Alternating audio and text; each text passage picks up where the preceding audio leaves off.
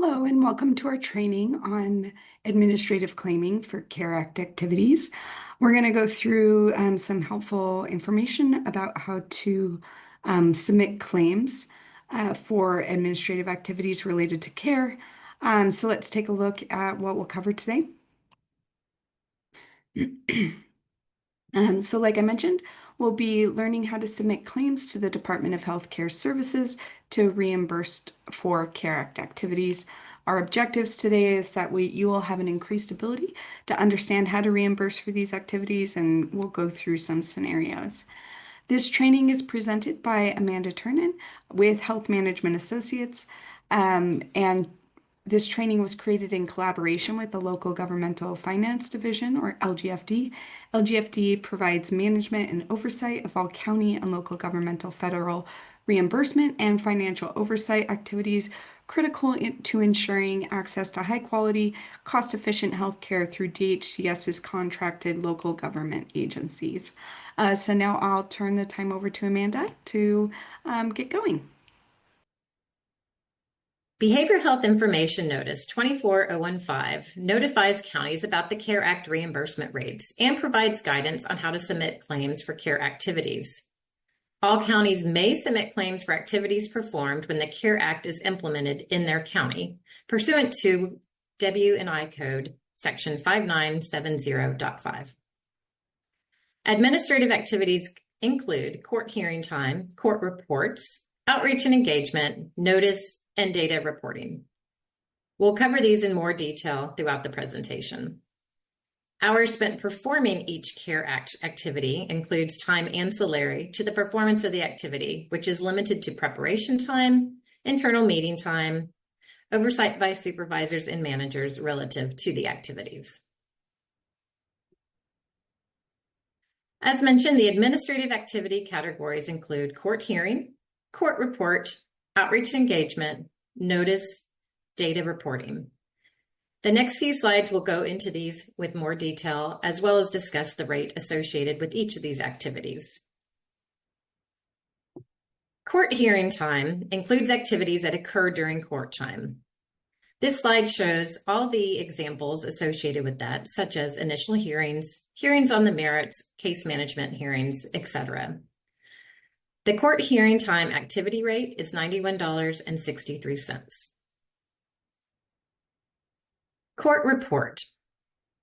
Court reporting activities include drafting reports, such as prima facie county reports, care agreement reports, clinical evaluation reports, and more. The court report activity time is $114.95. Outreach and engagement. This includes all outreach and engagement activities required to either engage the respondent and develop a care agreement with the respondent, as well as outreach done to engage the respondent in jointly preparing a graduation plan. On the next slide, we'll go through a few additional FAQs related to outreach and engagement activities. Outreach and engagement activity rate is $78.68. So some of the questions we've received are, can counties claim for outreach and engagement administrative expenses incurred while engaging family members to support a respondent during the care process, while attempting to locate or contact a respondent, even if the county is unable to engage with the respondent, and while preparing for a court hearing and or transporting the respondent to and from their court hearing? The answer to all three of these questions is yes. Counties are permitted to invoice for these outreach and engagement activities to DHCS for expenses incurred, as outlined in BIN 24015. The next activity is notice. Notice activities include drafting notices that may include prima facie respondent county notices, 30 additional days to engage respondent notices, initial appearance notices, hearing on merit notices, and more. The activity rate for notices is $65.40. The last activity is data reporting. This includes collecting and reporting data measures as outlined in BIN 23052, including but not limited to demographics of participants, housing placements, continuation of treatment information, and other data as determined by the department or other stakeholders. The rate for data reporting activities is $97.08. To understand how the administrative activities align with the care process, let's look at one scenario. This scenario is when an individual voluntarily engages in services. Up until when the respondent voluntarily engages in services, claims can be made for all administrative activity types. This can include up to 24 months, which includes 12 months of active service and 1 year follow-up period. After the individual engages voluntarily in services and the case is dismissed, claims would not continue for court hearing time, court reporting, outreach and engagement, or notice. However, data collection and reporting activities will continue through the end of the follow-up period. Let's look at a second scenario. Let's say the individual has progressed to a care agreement and the parties were able to agree on what services and supports were part of the plan. Per statute, there is one more required progress review hearing at 60 days. After this final progress review hearing, claims would not continue for court hearing time, court reporting, outreach and engagement, or notice. However, data reporting activities will continue up to 1 year follow-up period. This can include up to 24 months, including 12 months of active service and 1 year follow-up period. Some courts are choosing to have more than one progress hearing for a care agreement, and in this case, staff could continue to submit claims for court hearing time, court reporting, outreach and engagement, or notice as applicable, in addition to data reporting. Our final scenario will show that the individual has entered into a care plan. Claims for administrative services continue throughout the status review hearings through 1 year status review hearing. If the case is dismissed, claims would not continue for court hearing time, court reporting, outreach and engagement, or notice. However, data reporting activities will continue up to 1 year follow-up period. This can include up to 24 months, 12 months of active service, and 1 year follow-up period.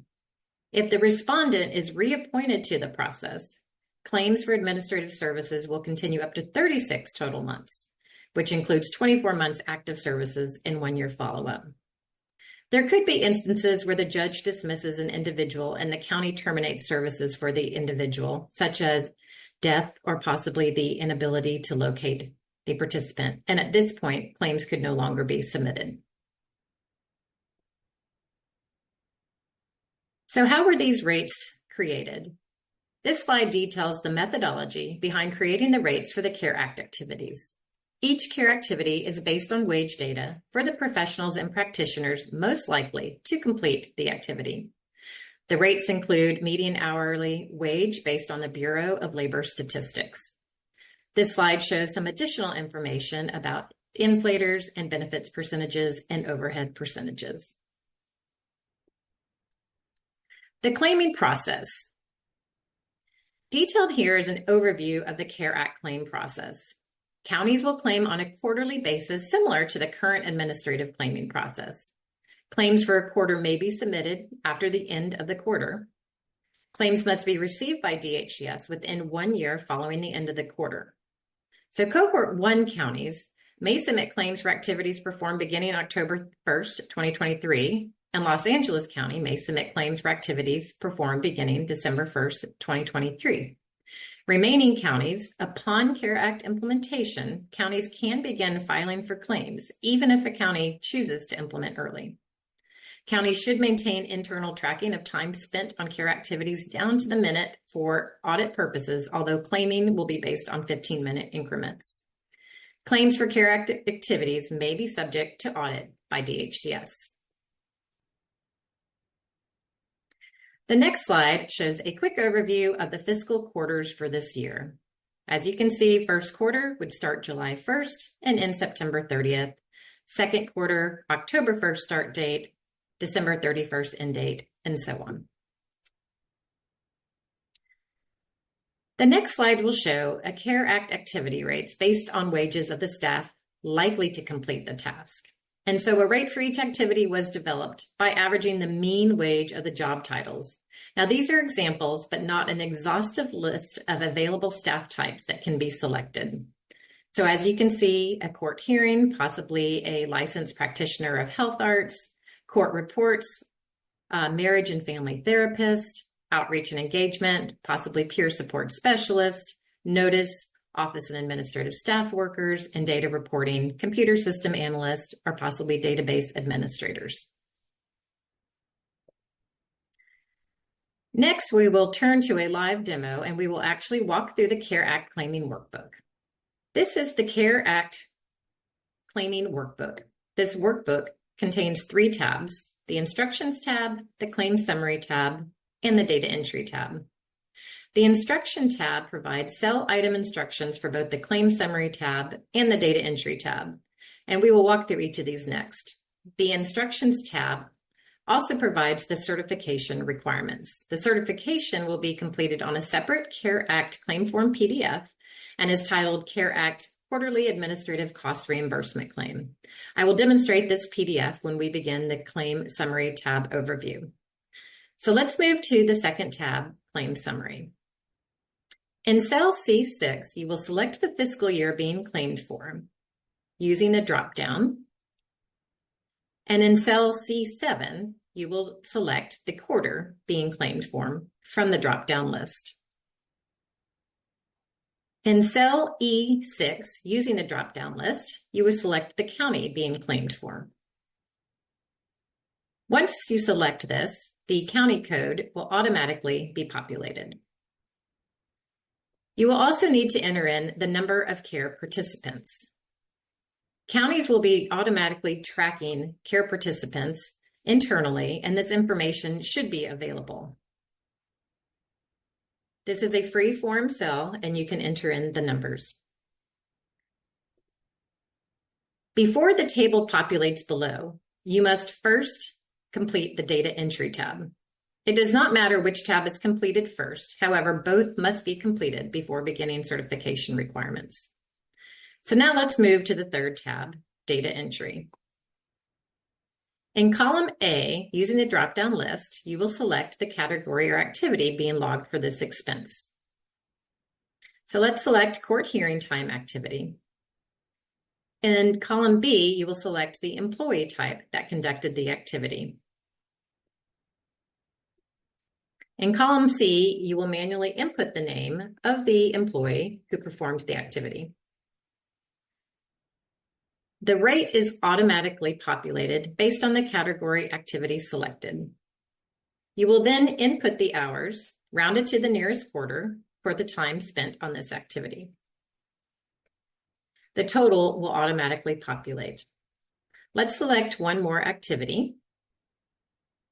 We'll select data reporting activity, select the employee type, type in the employee name. As you can see, the rate corresponds to the category activity selected. We'll input the number of hours, and again, that will automatically populate the total. So now let's go back to the claim summary tab, and now you can see that this table has been populated. So at this time, we're ready to start the certification process. To begin, you would click the hyperlink in row 18, certification. Please click here to access the CARE claim form PDF. The PDF is also available as enclosure 2 in the CARE Act Quarterly Administrative Cost Reimbursement Claim. So after clicking the PDF will open. This PDF is the CARE Act Quarterly Administrative Cost Reimbursement Claim. First, you will select the date that the claim form is being created, then the fiscal year. This should align with the fiscal year and quarter from the claim summary table, and the number of CARE Act participants. Again, this number should be the same as what you reported in the claim summary tab. You will select the county using the drop-down list, and the county code will automatically populate. Then you will look at your claim summary tab and populate the activities. So in our claim reporting tab, we did 2 hours in data reporting. and we did 1.5 hours in the court report activity. So this number should align with the rates that were on the claim summary tab. Then the executed at is the county where this form is being executed, the name of who is submitting the form, as well as the title. Before we begin the signature process, the PDF must include the signed certification by the local mental health director or their designee, and a wet signature or validated electronic signature is approved. If you choose to use the validated electronic signature, you would click on the signature line. You'll receive a pop-up. You can continue and sign. You will then be asked to save a copy.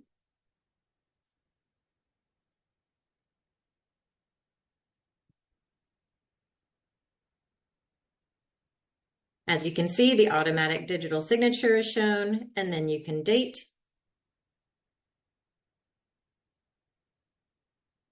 And now this form has been signed.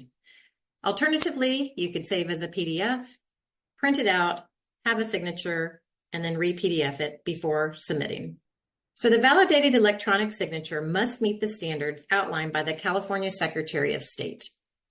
You will email the signed CARE Act Quarterly Administrative Cost Reimbursement Claim Form, as well as the Excel CARE Act Claiming Workbook, to care_claiming@dhcs.ca.gov.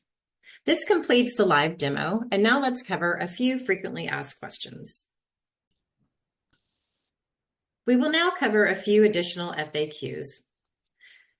Will CPT codes or special codes be developed for care services? CARE Act claims will not be billed using CPT codes. Will any of the clients be in locked settings and thus not eligible for Medi-Cal? The provisions of the CARE Act do not necessarily prohibit the engagement of otherwise eligible care participants that are in locked settings. But one of the primary purposes of the CARE Act is to engage individuals in community-based behavioral health services. The CARE Act requires that an individual's participation in a care plan or care agreement would be the least restrictive alternative necessary to ensure the person's recovery and stability. Will activities such as assessment, case management, etc., continue to be billed to Medi-Cal as they would be in other programs? Yes. Other activities such as these would continue to be billed to Medi-Cal or commercial health plans as appropriate. Does billing these administrative claims for care activities preclude an agency from billing for other case management activities? No. In addition to sending in claims for care-related activities, BH agencies should continue to bill for their work with individuals as they have been. Let's cover a few more additional FAQs. Can a county submit administrative claims if the activities are conducted by a behavioral health subcontractor? Yes, counties are able to claim for administrative functions that are completed by a subcontractor. The county would need to include the subcontractor's name and the role in the claim form. Similarly, if the county is using another department, for example, the Public Defender's Office, to assist with outreach and engagement through an MOU, can County BH submit these administrative claims? No, public defenders should bill 100% of their care contracts with the Legal Services Trust Fund Commission. Public defenders should not be billed to DHCS for CARE Act services. And the final FAQ, can a CARE Act participant be sanctioned? Non-participation in the care process will not result in any penalties. On the other hand, if at any time during the care process the court finds that the county or other local governmental entity is not complying with lawful orders issued by the court shall report that finding to the presiding judge of the Superior Court. If the judge finds by clear and convincing evidence that the county or other local government entity has substantially failed to comply with court orders or with lawful orders issued by the court, the judge may issue an order imposing a fine on the county or other local government entity, as described during our sanctions process. Additional FAQs related to care participants who do not adhere to the care plan, as well as how the CARE Act and the Lanneman-Petrus Short LPS Act provisions are available, are on the CARE Act Resource Center. I will now turn it back to Patricia. So again, the goal of this training was that you would leave with an increased ability to understand for how to be reimbursed for CARE Act administrative activities. And let's take a look at some resources available to you. So first off, this PowerPoint, along with the detailed talking points and walking through some of those workbook step-by-step instructions are available in the training materials. So we include both the slides and the talking points, the links you see. You can also click on those through those training materials. So in addition to these training materials, we also have a brief that walks through some high-level information about claiming for administrative activities. And it also includes some additional information and some differences with billing Medi-Cal or commercial insurance. So go ahead and click that resource to get some more information. Also consult the bin on CARE Act reimbursement rates and billing guidance. The reimbursement rates are updated annually, so make sure you check back for the most up-to-date reimbursement rates. Those, again, will be updated annually. Also, there are some frequently asked questions that you can see there, and also some guidance from California about standards for electronic and digital signatures that you'll need.